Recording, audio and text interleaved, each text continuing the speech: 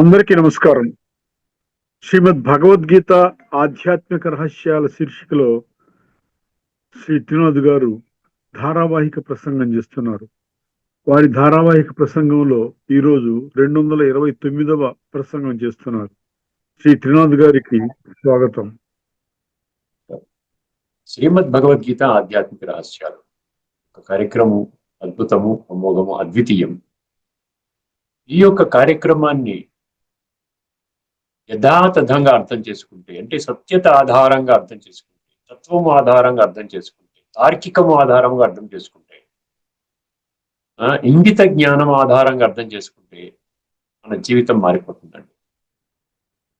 జీవితం మారిపోవడం అంటే ఏమిటి? జీవితంలో ఎల్లప్పుడూ సుఖంగా ఉంటాం, సౌఖ్యంగా ఉంటాం, ఆనందంగా ఉంటాం, ప్రేమయుక్తంగా ఉంటాయి మన సంబంధాలన్నింటిలో కూడా. ఎందుకంటే టెన్షన్స్ లోకి రాము కాబట్టి, ప్రతిదాన్ని కూలంకషంగా జ్ఞానం ఆధారంగా అర్థం చేసుకుంటాం కాబట్టి ఏమండి, ఆరోగ్యం కూడా బ్రహ్మాండంగా ఉంటుందండి. ఇవన్నీ కూడా అక్షర సత్యాలండి. దీంట్లో ఎటువంటి సంశయం అవసరం లేదు. బుద్ధినేత్రాన్ని తెరుచుకుంటే సరిపోతుంది, ఏమీ చేయక్కర్లేదు. ఏమేంటంటే ఈ విధంగా ఈ ఈ కోణములో అర్థం చేసుకోవడానికి ఇష్టపడేటువంటి వాళ్ళందరూ కూడా, సోదర సోదరులందరికీ కూడా నమస్సమాంజలి, వెల్కమ్, స్వాగతం, సుస్వాగతం. ముందుగా ప్రతి ఎపిసోడ్ ముందు మనం ఏం చర్చించుకుంటున్నామంటే ఒక ముఖ్యమైన విషయాన్ని చర్చించుకుంటున్నాం. ఆధ్యాత్మికత మరియు ధార్మికత, స్పిరిచువాలిటీ అండ్ రిలీజియన్, ఈ రెండు అనమాట. ఈ రెండు కూడా డిఫరెంట్ కోణాల్లో మనం అర్థం చేసుకుంటే మనకు ఎందులో ఉన్నామన్న సంగతి స్పష్టమవుతుంది. ఏది ఉత్తమము అనుకున్న దాంట్లో మనం పరివర్తన చెందడానికి అవకాశం ఉంటుందండి. ఇది ముఖ్యం. ఎందువల్ల చెప్తున్నామంటే ఆ పరివర్తన కొరకు అనమాట. లేకుండా ఉంటే నేను నమ్ముకున్న సిద్ధాంతమే అద్భుతమైన సిద్ధాంతం అనుకుని జీవితాంతం గడిపేస్తాం. చిట్ట చివరిలో ప్రాణం పోయే సమయంలో అరే అది కాదురా, నేను రాంగ్ రూట్లో వచ్చాను, నేను కరెక్ట్ రూట్ నాకు తెలిసినప్పటికీ కూడా నేను నిర్లక్ష్య ధోరణిలో నేను విస్మరించడం జరిగింది, తేలికగా తీసుకోవడం జరిగింది, అద్భుతమైనటువంటి అవకాశాన్ని నేను విడిచిపెట్టాను, భగవంతుడు పురుషార్థము చేసుకోమంటున్నాడు, నేను పురుషార్థము చేసుకోకుండా కేవలం అంధవిశ్వాసం ఆధారంగా జీవితాన్ని కొనసాగిస్తూ వచ్చాను అటువంటి భయం నుండి మనం పూర్తిగా దూరం అవుతామండి సత్యత ఆధారంగా అర్థం చేసుకుంటే. ముఖ్యంగా ఈ ఎపిసోడ్లో ఒక ముఖ్యమైన విషయాన్ని తెలియజేస్తాను. ఆధ్యాత్మికత సంపూర్ణంగా, సత్యంగా, యథార్థంగా, వాస్తవికంగా, ఉన్నది ఉన్నట్లుగా అర్థం చేసుకున్న వాళ్ళు టెన్షన్లోకి రారండి. స్ట్రెస్, టెన్షన్ ఇటువంటి వాళ్ళ డిక్షనరీలో ఉండవండి, గుర్తుపెట్టుకోండి. ఈ రోజున వర్తమానంలో ప్రతి ఒక్కరు ఎవరినైనా టెన్షన్లో ఉన్నామండి, స్ట్రెస్లో ఉన్నాము, చాలా ఉద్రిక్తత ఉన్నామండి, ఇవన్నీ చేయలేకపోతున్నాం, ప్రెషర్ చాలా ఎక్కువ ఉంది.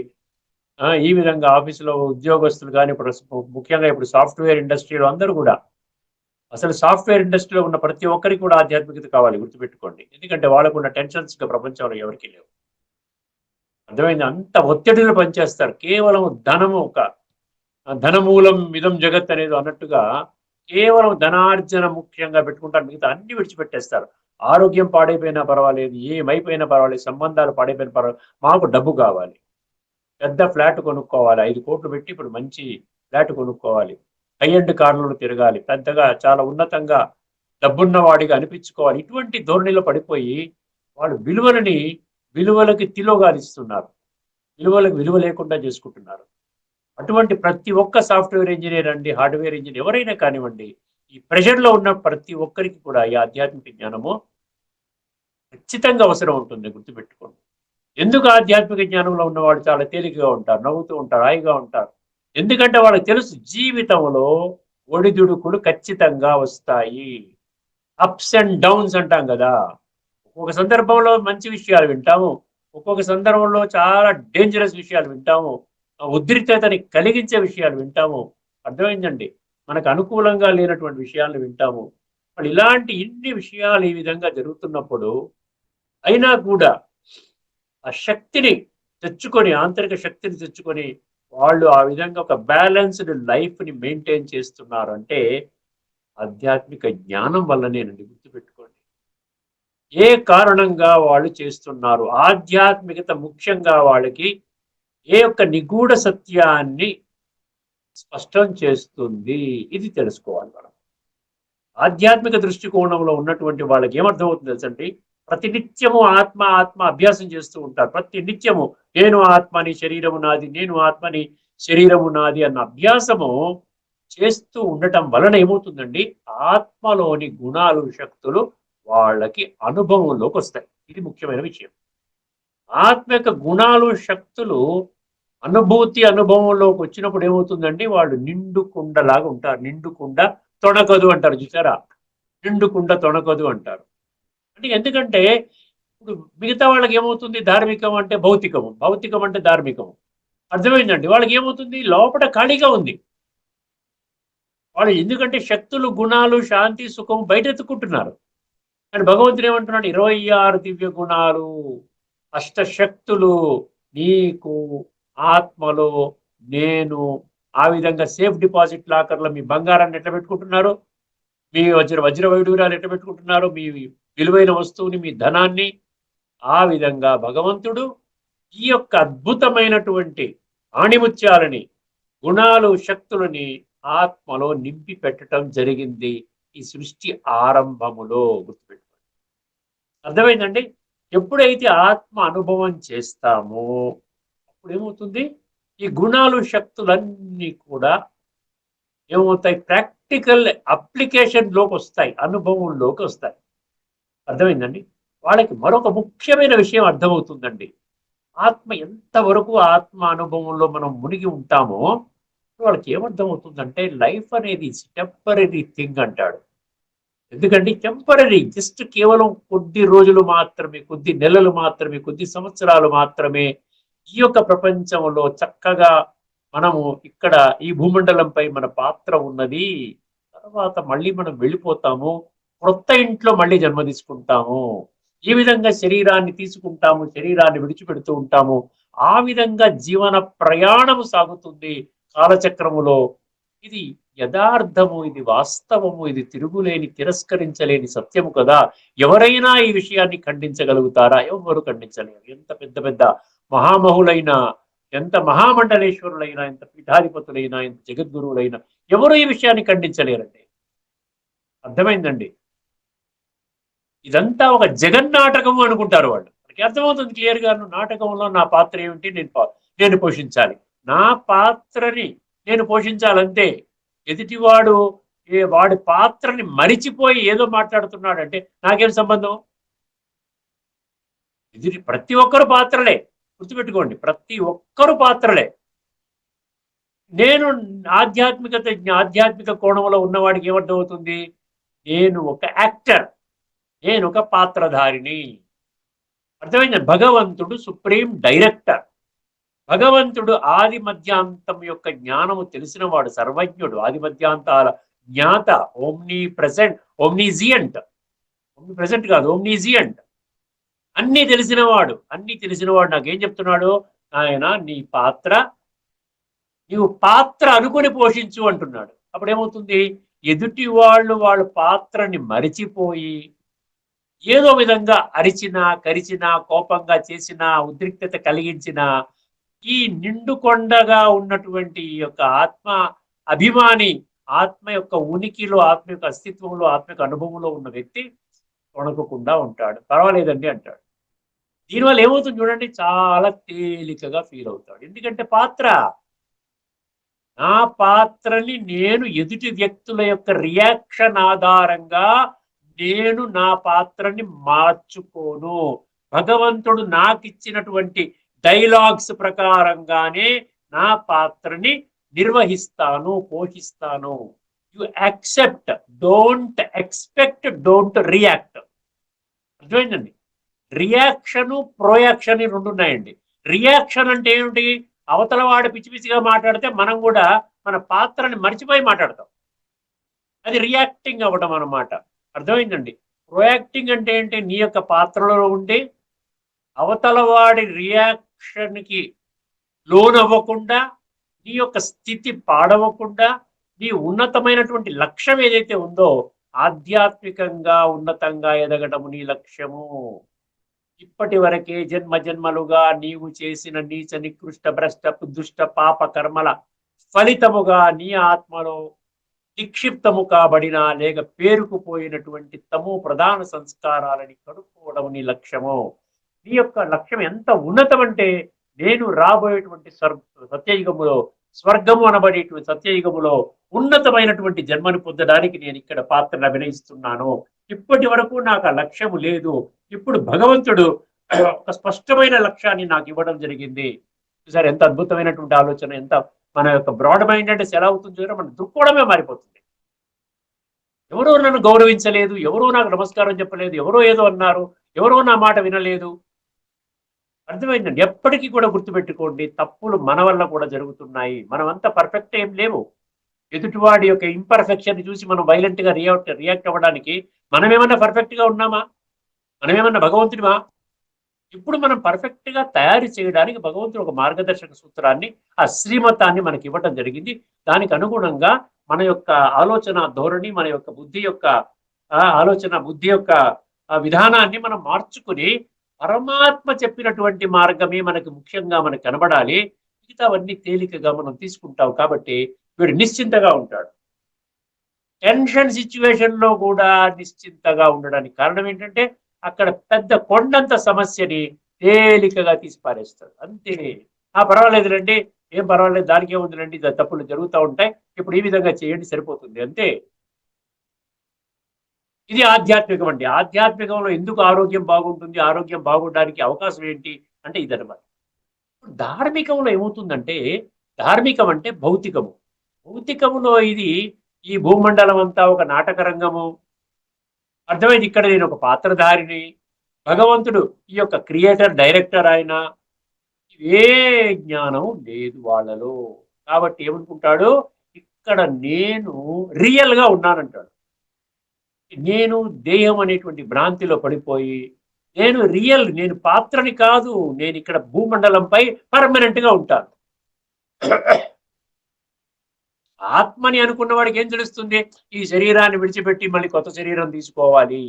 ఏ విధంగా అయితే ఒక నాటకంలో చూసాడా, ఇంటి నుంచి సైకిల్ మీద వస్తాడు, వచ్చిన తర్వాత మామూలు డ్రెస్ లో వస్తాడు, తర్వాత గ్రీన్ రూమ్ లోకి వెళ్ళిపోతాడు, వచ్చిన తర్వాత నువ్వు మహారాజు అయ్యా అంటే ఆ మహారాజు డ్రెస్, కిరీటం అవన్నీ తగిలించేస్తారు, ఆభరణాలు ఇవన్నీ అన్ని తగిలించేసి బ్రహ్మాండంగా తయారు చేస్తాడు. వస్తాడు, వెళ్తాడు, స్టేజ్ మీదకి వెళ్తాడు, అద్భుతమైనటువంటి పాత్రను పోషిస్తాడు. పాత్ర అయిపోతుంది, 2 గంటల నాటకం అయిపోతుంది, 3 గంటల నాటకం అయిపోతుంది. అయిపోయిన తర్వాత అందరి చేత తప్పట్లు కొట్టించుకుంటాడు, చక్కగా వెళ్ళిపోతాడు. మళ్ళీ గ్రీన్ రూమ్ లోకి వెళ్ళిపోతాడు, మళ్ళీ ఆ డ్రెస్ అంతా తీసేస్తాడు, మేకప్ అంతా తీసేస్తాడు. తర్వాత మళ్ళీ వాడు డ్రెస్ వేసేసుకుంటాడు, మళ్ళీ సైకిల్తో కుట్టింటికి వెళ్ళిపోతాడు. దానికి వర్తమానంలో జరుగుతున్న దానికి తేడా లేదు అంటున్నాడు భగవంతుడు. అందుకనే తేలికగా ఉండు. ఆధ్యాత్మిక జ్ఞానం ఇక్కడ బాగా ఉపయోగపడుతుంది. ధార్మికంలో ఇవేమీ లేదు. నేను ఇక్కడ రియల్ గా పాత్రను పోషిస్తున్నాను. పాత్ర కాదు, నేను రియల్ గా జీవిస్తున్నాను, నేను ఒక్కడిని జీవిస్తాను, పర్మనెంట్ గా ఉంటాను. అందుకనే ఇంకా రకరకాల తగాదాలు, గొడవలు, ఆస్తి సంపాదించుకోవడం, డబ్బు సంపాదించుకోవడం, వక్ర మార్గంలో వెళ్ళటం, అది చేయటం, ఇది చేయటం, నానా హంగామా గొడవ చేస్తాడు. ఈ ప్రాసెస్ లో ఏమవుతుంది, టెన్షన్ లో ఉంటాడు, స్ట్రెస్ లో ఉంటాడు. కాబట్టి ఎప్పటి నుంచి ఉంటాడు, పుట్టిన దగ్గర నుంచి చచ్చిపోయేదాకా టెన్షన్ లోనే ఉంటాడు. కోర్టు తగాదాలు, సంబంధాల్లో గొడవలు, డైవర్సులు ఇవన్నీ జరిగిపోతాయి. మధ్యలో ఏమవుతుందండి, ఒక్కసారి బ్లడ్ టెస్ట్ చేయించుకోండి అని డాక్టర్ చెప్తాడు. ఏమో తేడాగా ఉంది రా, బ్లడ్ టెస్ట్ చేయించుకోండి, అక్కడ నీ షుగర్ హై లెవెల్లో ఉంది, లేకపోతే నీకు బ్లడ్ షుగర్ వచ్చింది, బ్లడ్ క్యాన్సర్ వచ్చింది, లేకపోతే ఇది వచ్చింది, అది వచ్చింది, నీవు అయిపోతావు, 2-3 నెలల్లో పోతావు ఆయన అని చెప్తాడు. అనారోగ్యం కారణం ఏంటంటే మన ఆంతరిక స్థితి డిస్టర్బ్ అవ్వడం అని గుర్తుపెట్టుకోండి. ఆంతరిక స్థితి తేలికగా ఉండాలంటే ఆధ్యాత్మిక జ్ఞానము 100% ప్రతి ఒక్కరికి అవసరం. అర్థమైందండి. ధార్మికత, ఆధ్యాత్మికత ఇది నాటకం అనుకుంటాడు, జగన్నాటకం అంటాడు. జగన్నాటక సూత్రధారి భగవంతుడు, నేను పాత్రధారిని, నేను యాక్టర్ని, భగవంతుని యొక్క సంతానము. హాయిగా నిశ్చింతగా. ఇది ఇంకొకటి భగవంతుడు ఏం చెప్తున్నాడు, ఇది కలియుగం యొక్క అంతిమ సమయము, కాలచక్రం యొక్క అంతిమ సమయము. ఇప్పుడు లేకున్నా మరి ఎప్పుడు లేదు, తేలికగా ఉండండి, ఇవన్నీ మర్చిపోండి, ఇవేవి మీకు కూడా వచ్చేవి కాదు. ఇవన్నీ కూడా మీ ఆత్మని ఇంకా పాడు చేసేవి కానీ ఆత్మని శుద్ధి చేసేవి కాదు. అర్థమైందండి. అందువలన పాత్రగా మీరు భావించి, ఇది నాటకముగా భావించి, జగన్నాటకముగా భావించి చక్కగా దీని కొరకు మీరేం చేయాలి, నిత్యము ఆత్మ అనుభూతి చేసే అభ్యాసము చెయ్యాలి. ధార్మికత ఆధ్యాత్మికత విషయంలో ముఖ్యంగా నాకేదో ఉదయమే తట్టింది పాయింట్. నేను యోగం చేసుకుంటుంటే ఏదో ఆలోచిస్తుంటాను, ఇవాళ ధార్మికం ఆధ్యాత్మికం ఏం చెప్పాలి అనేది నాకు ఆ పాయింట్ తట్టింది. దాని మీదనే భగవంతుని ఇచ్చినటువంటి ఆలోచనలు మీ ముందు పెట్టడం జరిగింది. ఇప్పుడు మనం ముఖ్యమైన విషయానికి వెళ్దాం. శ్రీమద్ భగవద్గీతలో భగవంతుడు ప్రతి ఒక్క మనిషికి, ప్రతి ఒక్క పరమాత్మ సంతానానికి, ప్రతి ఒక్క భక్తుడికి నీ విద్యుక్త కర్తవ్యం ఏమిటో చెప్తున్నాడు. అర్థమైందండి? నీ విద్యుక్త కర్తవ్యాన్ని విస్మరించి భగవంతుడు తెలియచేయని విధంగా నువ్వు నీ యొక్క మా జీవితాన్ని తయారు చేసుకున్నావు నాయన. అది నాకు అవసరమే లేదు, నేను ఒక్కడే భగవంతుణ్ణి, నా శరణు మాత్రమే నీవు పొందాలి, సర్వధర్మాన పరిత్యజ్య మామేకం శరణం ప్రజా. ఇంతకంటే ఏం కావాలి చెప్పండి? స్పష్టత. నా ఒక్కడి శరణు పొందండి. ఇప్పటి వరకు ఎంతో మంది శరణు పొందారు. మీకు మీ స్థితి బాగు కాలేదు, మీ ఆత్మ శుద్ధి కాలేదు, ఆత్మలో ఉన్నటువంటి తమో ప్రధాన సంస్కారాలు ఇంకా పెరిగిపోయి బాగా తిక్కుగా అయిపోయి మొండిగా అయిపోయి అసలు ఇంకా కడగరాని విధంగా తయారైపోతున్నాయి. తస్మాత్ జాగ్రత్త. ఇప్పుడు లేకున్నా మరెప్పుడు లేదు, కాలచక్రం అంతిమం అయిపోతుంది, ఇది ఆఖరి జన్మ మీ పురుషార్థానికి అని చెప్తుంది. అర్థమైందండి? అందుకని ఇప్పుడు భగవంతుడు ఏమంటాం, మనం ఏం చేస్తున్నాం? భక్తి మార్గంలో ఏం చేస్తున్నాము? నేను కొబ్బరికాయ కొడుతున్నాను. కొబ్బరికాయ కొట్టడం అంటే అర్థం ఏంటి? కొబ్బరికాయ కొడితే అయిపోయిందా? 100 కొబ్బరికాయలు కాదు, 1,00,000 కొబ్బరికాయలు కొడతాం. కొబ్బరికాయలు కొట్టినవాడు స్వర్గానికి వెళ్తాడని ఎక్కడైనా ఉందా? ఇక్కడ ప్రతిదీ భౌతికంలో తీసుకొస్తున్నారు. భగవద్గీతలో ఏం చెప్పాడు? అధ్యాత్మ విద్యా విద్యానాం, సర్వ విద్యలలోకి నేను బోధించే విద్య 100% ఆధ్యాత్మికము, ఇది తిరుగులేని తిరస్కరించలేని సత్యము. భగవాను వాక్యం 10వ అధ్యాయం 32వ శ్లోకం. ఆధ్యాత్మికం అన్నప్పుడు ఏం చేయాలి? కొబ్బరికాయ యొక్క మీనింగ్ ఏమిటి? నీ యొక్క బుద్ధి నేత్రాన్ని ఒక్కసారి బదలు కొట్టవయ్యా, అందులో తెల్లని గుజ్జు ఉంటుంది. అంటే ఏంటంటే నీ యొక్క బుద్ధి నేత్రం తెరుచుకుంటుంది. అందులో ఉన్నటువంటి నీరు ఏంటంటే ఆత్మిక స్థితిలోకి తీసుకుని వెళ్ళేటువంటి నీరు, జ్ఞాన అమృతము. ఆ అమృతం తాగు, నీ బుద్ధి నేత్రాన్ని తెరుచుకో, అప్పుడు ఆత్మిక స్థితిలోకి నీవు రావయ్యా. అంటే ప్రతిదాన్ని మనం ఏం చేస్తాము? ఆధ్యాత్మిక కోణములో సాక్షాత్తు భగవంతుడు చెప్పినటువంటి జ్ఞానాన్ని భౌతికంలోకి కన్వర్ట్ చేసుకుంటూ ఉన్నాము. ఇప్పుడు ఏం చేస్తున్నాము? భగవంతుడు ఆధ్యాత్మిక కోణములో భగవద్గీత ద్వారా చెప్పిన ఏ ఒక్క విషయాన్ని కూడా మనం పాటించటం లేదు. మనం ఏం చేస్తున్నాం? సారీ, నువ్వేం చేస్తున్నామండి?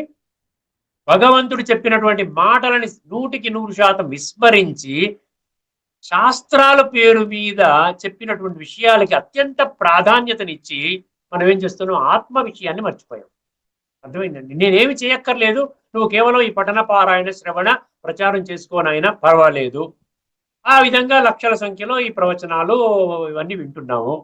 వాళ్ళు కూడా మంచి మాటలే చెప్తున్నారు, ఎవరిని తప్పట్టడానికి లేదు. ఎక్కడైనా చెప్పారా తప్పుడు పనులు చేసుకోవయ్యా, లంచం తీసుకోవయ్యా, స్మగ్లింగ్ చెయ్యి, లూటింగ్ చెయ్యి, బ్లాక్ మనీ, మర్డర్లు చెయ్యి, ఏం పర్వాలేదు, నా ప్రవచనం విని సరిపోతుంది, ఎక్కడ ఎవరు చెప్పలేదే? ఏ పుస్తకంలో లేదే?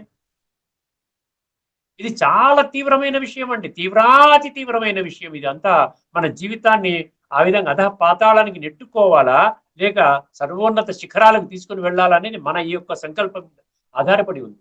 20 యజ్ఞాలు, యాగాలు, జపాలు, తపాలు, నోములు, వ్రతాలు, అన్నదానాలు, వస్త్రదానాలు, భూదానాలు, గోదానాలు, ఈ విధంగా ఇన్ని ప్రక్రియల ద్వారా భక్తి మార్గం ఇంత విస్తృతంగా నడుస్తున్నప్పటికీ మనిషిలో చైతన్యము రాకపోవడానికి ఇది ఒక్కటే కారణం అండి. ఎందుకంటే ఏం కారణమో?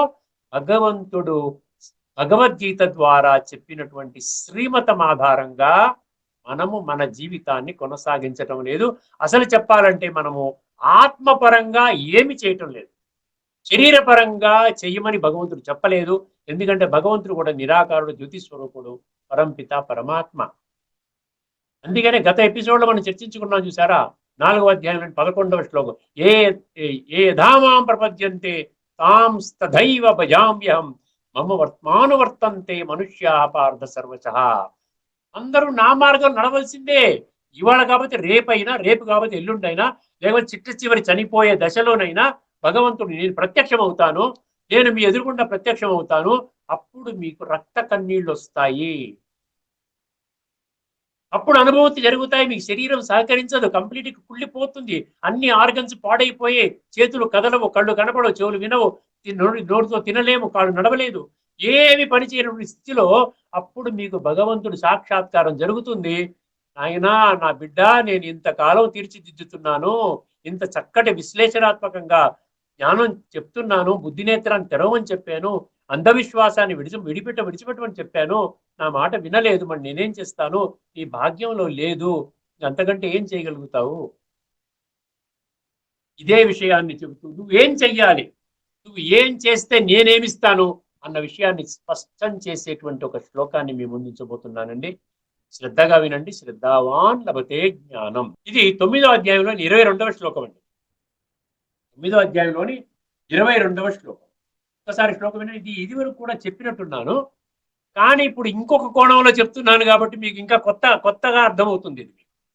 ఇది వరకు ఒక కోణంలో చెప్పి ఉంటాను, ఇప్పుడు మనం ఏంటి, నేను చెయ్యవలసిన కర్తవ్యం ఏమిటి ఆ విషయాన్ని స్పష్టం చేస్తున్నాడు ఈ శ్లోకంలో. ముందు శ్లోకం వినండి.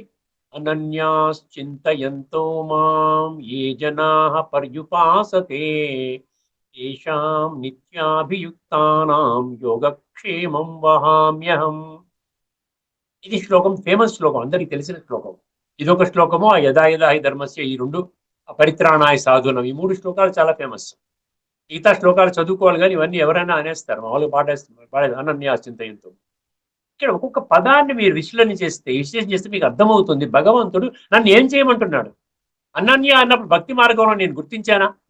భక్తి మార్గంలో కూడా ఈ శ్లోకం చదువుకుంటున్నా, పెద్దవాళ్ళు చెప్పారు కదా, ఎన్నో పుస్తకాల్లో కూడా రాసుకున్నారు కదా.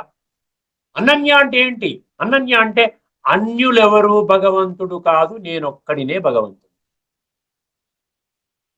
అనన్య, అన్డివైడెడ్ అటెన్షన్ అన్నమాట, నా ఒక్కడి గుర్తించి. ఎందుకంటే నాకు చేరితే కదా నా శక్తుల గుణాలు నీకు తెలుస్తాయి. నువ్వు ఎక్కడో ఏదో మార్గంలో చేసుకుంటూ నువ్వు భగవంతుడా అంటున్నావు, అసలు నా దగ్గరికి రావటం లేదే. నేను ఒక్కడే భగవంతుడని గొంతు చించుకొని చెప్తున్నాను కదా. ఎన్ని శ్లోకాల్లో చెప్పాను? 100 శ్లోకాల్లో చెప్పాను. మరి ఏదైనా ఒక్క శ్లోకంలో చెప్పానా? నీకు తోచిన విధంగా నడవయ్యా, నాకే చేరుతుందని చెప్పానా? నేను చెప్పలేదు కదా. ఏదైనా శాస్త్రంలో ఉందా?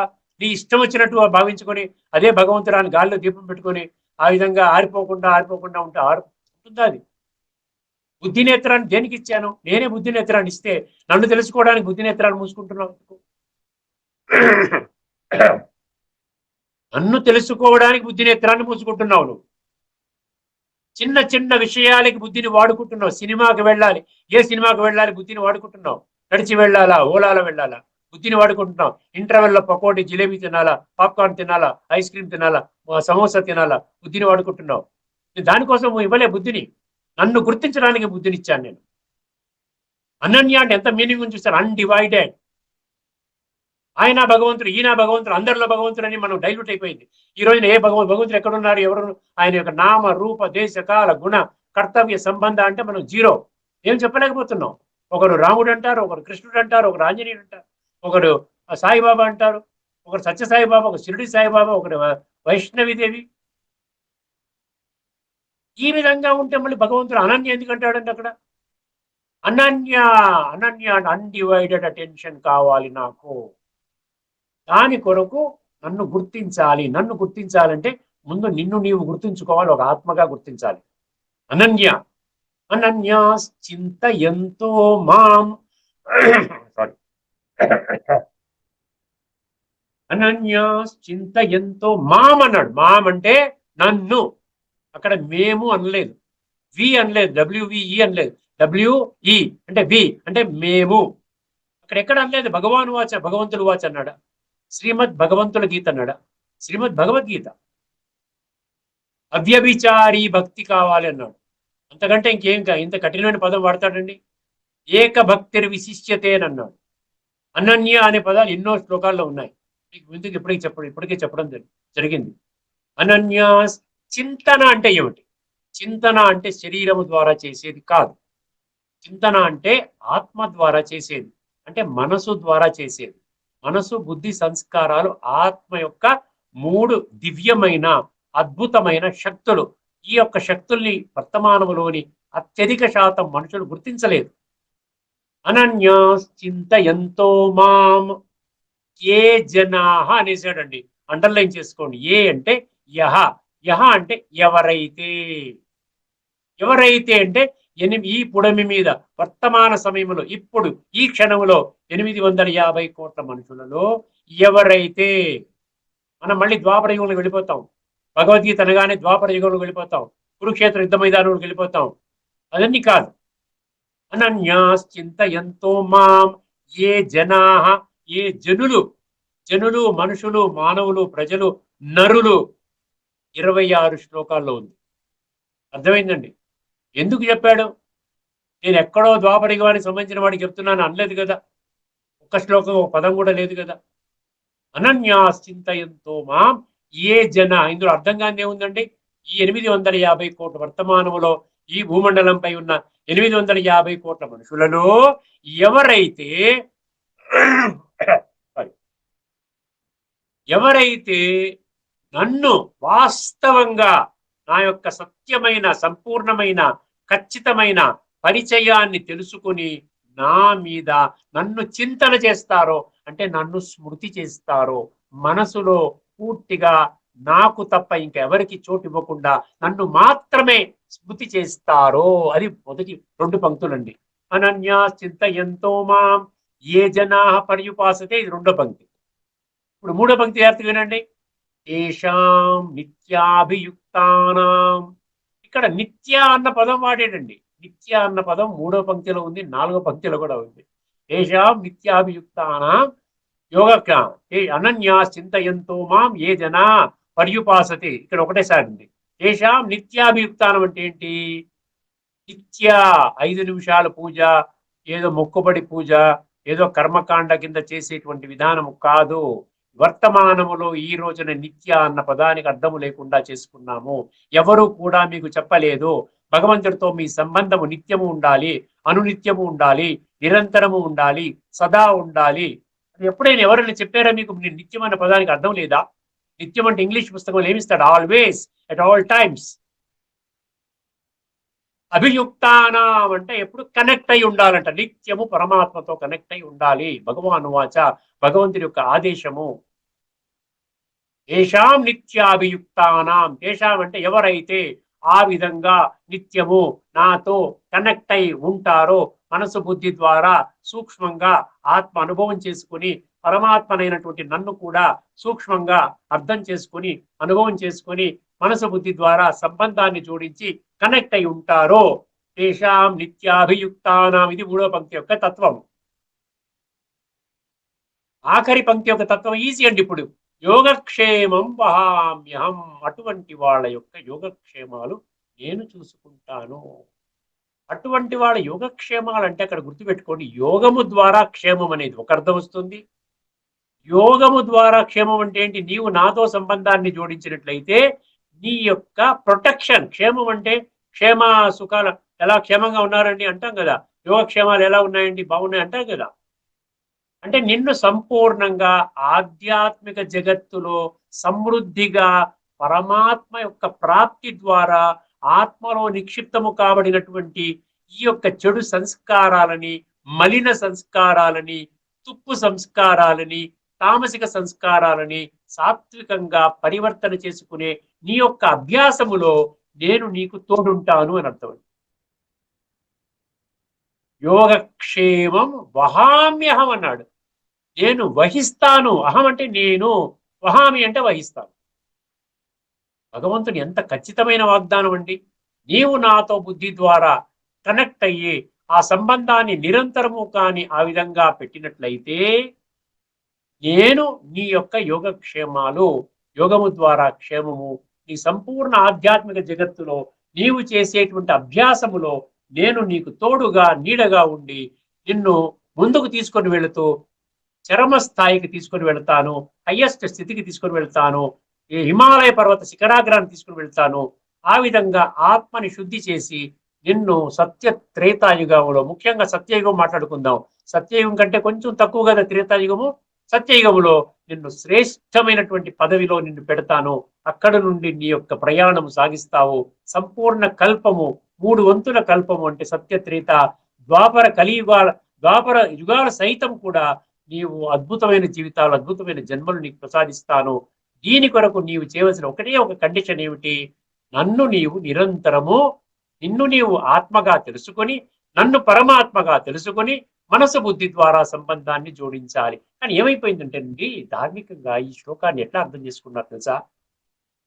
మనం భౌతికంగా పూజలు పురస్కారాలు యజ్ఞాలు యాగాలు జపాలు తపాలు నోమువ్రతాలు చేసుకుంటే, తీర్థయాత్రలు ఇవన్నీ చేసుకుంటే నా భౌతిక కోరికలను భగవంతుడు తీరుస్తాడు. భౌతిక కోరికలు అంటే ఏంటి? మా అబ్బాయికి ఇంజనీరింగ్ సీట్ రావాలి, మెడికల్ సీట్ రావాలి, మా అమ్మాయికి మంచి సంబంధం కుదరాలి, మేము ఒక ఇల్లు కట్టుకోవాలనుకుంటున్నాము, దానికి తగిన ధనం సమకూర్చబడాలి. ఆ విధంగా ఈ విధంగా భౌతికంగా కోరికలు ఏ విధంగా కారు కొనుక్కుందాం అనుకుంటున్నాము, లేకుండా ఉంటే ఫలానా వస్తువు కొనుక్కుందాం అనుకుంటున్నాము, మంచి ఈ విధంగా మంచి మంచి హైయెస్ట్ పోస్ట్ ప్రమోషన్ కోరుకుంటున్నాము, ఇవన్నీ భగవంతుడు ఇస్తాడని ఈ శ్లోకానికి అర్థం చేసుకున్నారండి. భగవద్గీత ఆధ్యాత్మికమైన సంగతి మరిచిపోవడం ఒక ఏకైక ఘోరాతి ఘోరమైన ఒక్క తప్పిదం వలన మొత్తం అంతా భగవద్గీత అంతా మనకు కాకుండా పోయిందండి. భగవద్గీత బయటికి వెళ్ళిపోయి మనం భగవద్గీత గురించి మాట్లాడుకుంటున్నాం ఈ రోజున. ఇది వాస్తవం, ఇది తిరుగులేని తిరస్కరించలేని సత్యం. ఇప్పుడు ఒక్కసారి ఆ శ్లోకాన్ని మరొకసారి వినండి. అనన్యాశ్చింతయంతో మాం ఏ జనా పర్యుపాసతే. ఉపాసత అంటే పూజించడం, ధ్యానించడం, పరమాత్మ సంబంధాన్ని జోడించడం. పర్యుపాసతే అంటే ఇంకా పూర్తిగా లగ్నం అయిపోవడం అనమాట. కంప్లీట్ సరెండర్ టు గాడ్ అనమాట. అనన్యాశ్చింతయంతో మాం ఏ జనా పర్యుపాసతే తేషాం నిత్యాభియుక్తానాం యోగక్షేమం వహామ్యహం. ఆ విధంగా యోగములో ఎక్కడా కూడా కట్ అవ్వకుండా చూసే బాధ్యత నాది. నీవు ఇవన్నీ చేసినట్లయితే నీ యోగము ద్వారా ఆత్మ యొక్క ఆ విధంగా సమృద్ధిగా ఆత్మని పుష్కలంగా పవిత్రతతో నింపుకొని ఆత్మ శుద్ధి అయ్యేలాగా చేస్తాను. నీకు ఉన్నతమైనటువంటి పదవి నేను రాబోయేటువంటి సత్యయుగములో కలుగ చేస్తాను. ఇది అనమాట ఇందులో తత్వము. భగవద్గీత పుస్తకాలు ఏమి ఇచ్చాడో ఒకసారి మనం చూస్తామండి. భాష్యకారులు ఏమి రాసుకున్నారో జాగ్రత్తగా వినండి. అనన్యాశ్చింతయంతో మాం ఏ జనా పర్యుపాసతే తేషాం నిత్యాభియుక్తానాం యోగక్షేమం వహామ్యహం. పరమేశ్వరుడునైన నన్నే నిరంతరము, అండర్లైన్ చేసుకోండి, నిరంతరం. అక్కడ నిత్యం అంటే నిరంతరం అని పదం వాడాడు. పరమేశ్వరుడనైన పరం, ఈశ్వరుడు అని భగవంతుడు చెప్పాడు కదా, నా పేరు ఈశ్వర అని చెప్పాడు 15వ అధ్యాయంలోని 17వ శ్లోకములో. ఉత్తమ పురుషస్త్వన్య పరమాత్మేత్యుదాహృత యో లోకత్రయం ఆవిశ్య బిభర్తి అవ్యయ ఈశ్వర. ఇక్కడేమన్నాడు? పరమ అంటే ఇంకా ఈయనకంటే గొప్ప ఈశ్వరుడు లేడు. ఈశ్వరుడికి లేడు. ఈశ్వరుడికి భగవంతుడు, ఈశ్వరుడికి తల్లి తండ్రి ఏం లేడు. ఈశ్వరుడు నిరాకారుడు. ఆయన తనంతట తను ఎప్పుడు రావాలనుకుంటే ఆ టైంలో వచ్చి జ్ఞానం చెప్పి వెళ్ళిపోతాడు, అంతే. నిష్కామ సేవాధారి అని పెట్టుకున్నాం కదా అంశం పేరు. పరమేశ్వరుడనైన నన్నే నిరంతరము అనన్య భక్తితో చింతన చేయుచు, అనన్య అండర్లైన్ చేసుకోండి, చింతన అండర్లైన్ చేసుకోండి, చింతన చేయుచు నిష్కామ భావముతో సేవించు వారి యొక్క యోగక్షేమములను నేనే వహించుచుందును. ఇక్కడ బ్రాకెట్ లో యోగక్షేమం అంటే ఏమిటో ఒకసారి వాళ్ళకు అర్థమైన రీతిలో ఆ విధంగా చెప్పడం జరిగింది. ఇక్కడ ఏంటి? యోగము ద్వారా క్షేమము అంటే యోగం అనేది అది ఆధ్యాత్మికము. యోగం అనేది ధార్మికము కాదు. యోగం అనేది భౌతికము కాదు, ఫిజికల్ కాదు, 2 కళ్ళతో మనం చూసేది కాదు, ఆధ్యాత్మికము. అర్థమైందండి? సూక్ష్మం అన్నమాట. సో ఏమంటున్నాడు ఇక్కడ? యోగము ద్వారా క్షేమం అన్నాడు. నీకు సమృద్ధిగా నేను ప్రొటెక్ట్ చేసుకుంటాను, అన్ని రకాలుగా నీవు నా ఒడిలో కూర్చుంటావు, కంప్లీట్ గా నిన్ను అడాప్ట్ చేసుకుని నీ జీవితాన్ని సమూలంగా ఉద్ధరించే బాధ్యత నాది అని అక్కడ యోగక్షేమం అర్థం. ఇక్కడ ఏమంటున్నాడు? అప్రాప్త వస్తు ప్రాప్తిని యోగము అని అందురు, ప్రాప్తించిన వస్తు రక్షణమును క్షేమము అని అందురు. అది ఆ విధంగా అర్థం చేసుకున్నా పర్వాలేదు. ఏం అప్రాప్తి జరిగింది? అప్రాప్తి ఏంటి? పరమాత్మ అప్రాప్తి జరిగింది. పరమాత్మ సత్య పరిచయం లేకపోయినా పరమాత్మ దొరకలేదు. ఎవరినో పట్టుకొని మనం పరమాత్మ అనుకుంటున్నాం. 33 కోట్ల దేవీదేవతల్ని పరమాత్మ అనుకుంటున్నాం, ధర్మ స్థాపకుల్ని పరమాత్మ అనుకుంటున్నాం. అదే విధంగా ఈ విధంగా సాధువులు సన్యాసులు అందరినీ కూడా పరమాత్మ అనుకుని భగవంతుడు. కొంత మనుషుల్ని కూడా భగవాన్ అని చెప్పి మనిషి పేరు కూడా ముందు భగవాన్ అని చాలా మంది ముందు పెట్టారు. కానీ ఈ విధంగా అనుకుంటున్నాం, అసలైన భగవంతుడికి మనం కనెక్ట్ అవ్వలేదు. అందుకని ఏమంటున్నాడు ఇప్పుడు? ప్రాప్తి అంటే ఏం ప్రాప్తి అవుతుంది? పరమాత్మ ప్రాప్తి అవుతాడు. ప్రాప్తి అయిపోతే యోగం అవుతుంది. యోగం అవుతే మనకు క్షేమము దివ్యంగా జరుగుతుంది. అర్థమైందండి? ఇది ఈనాటి ఈ శ్లోకంలోని ముఖ్యమైన చర్చ. మనం ఏం చేయకుండా మనకి ఎటువంటి ప్రాప్తులు కూడా రావన్న విషయాన్ని ఆ కుండ బద్దలు కొట్టినట్లుగా భగవంతుడు ఈ శ్లోకం ద్వారా స్పష్టం చేయడం జరిగింది. ఇంతటితో మన చర్చను ఆపేద్దామండి. తదుపరి ఎపిసోడ్ లో మరొక ముఖ్యమైన శ్లోకంలోని లోతైన తత్వాన్ని మీ ముందుకు తేవడానికి ప్రయత్నం చేస్తాను. అంతవరకు సెలవు. అందరికీ నమస్కారము. లోకా సమస్త సుఖినో భవంతు. ఓం శాంతి. శ్రీమద్ భగవద్గీత ఆధ్యాత్మిక రహస్యాల తత్వాన్ని తర్కసహంగా విశ్లేషించిన శ్రీ శ్రీనాథ్ గారికి ధన్యవాదాలు. నమస్కారం.